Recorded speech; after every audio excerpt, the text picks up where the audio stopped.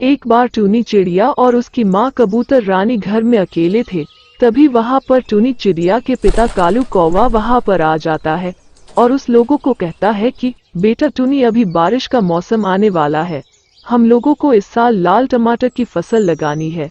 हम लोग अपने खेत में लाल टमाटर लगाएंगे और उनको बाजार में बेचकर अच्छा पैसा कमा लेंगे। इतना कहकर टूनी चिड़िया का पिता कालू कबूतर कहीं घूमने चला जाता है। तभी टूनी चिड़िया अपनी माँ रानी कबूतरनी को उनका खेत देखने चलने को कहती है, ताकि खेत में लाल टमाटर उगाने की तैयारी कैसी की जाए उसका पता लगाया जाए। तभी टूनी चिड़िया की माँ कबूतर रानी टूनी को उसके पिता कालू कौवा के आने तक का इंतजार करने को कहती है।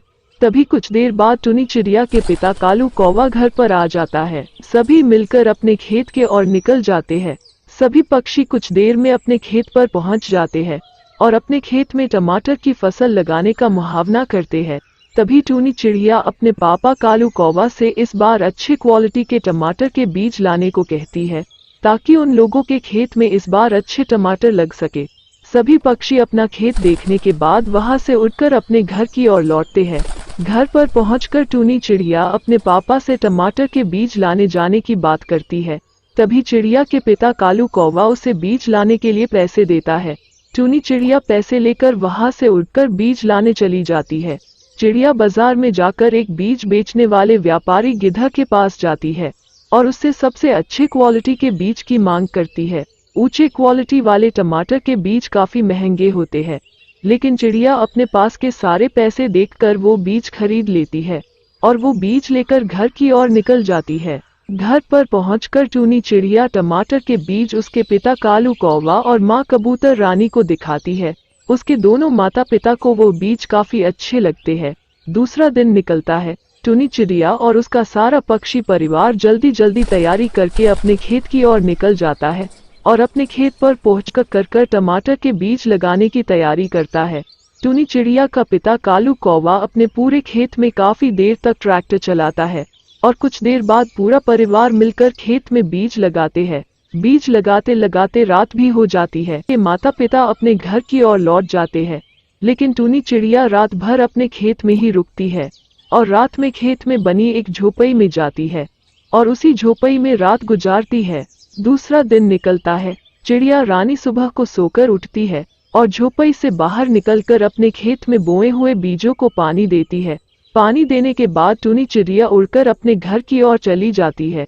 थोड़ी देर बाद टूनी चिड़िया अपने घर में पहुंच जाती है। कुछ महीने बीत जाते हैं। चिड़िया के खेत में लगाई हुई टमाटर की फसल काफी अच्छे से निकल आती है और उस फसल में ताजे ताजे लाल लाल सुंदर सुंदर टमाटर उग आते हैं। चिड़िया उसकी माँ कबूतर रानी से बात कर रही होती है। तभी उसके पिता कालू कौवा वहां पर आ जाता है और रानी कबूतर और टूनी चिड़िया को उसके खेत में लगे लाल टमाटर को तोड़ने चलने को कहता है।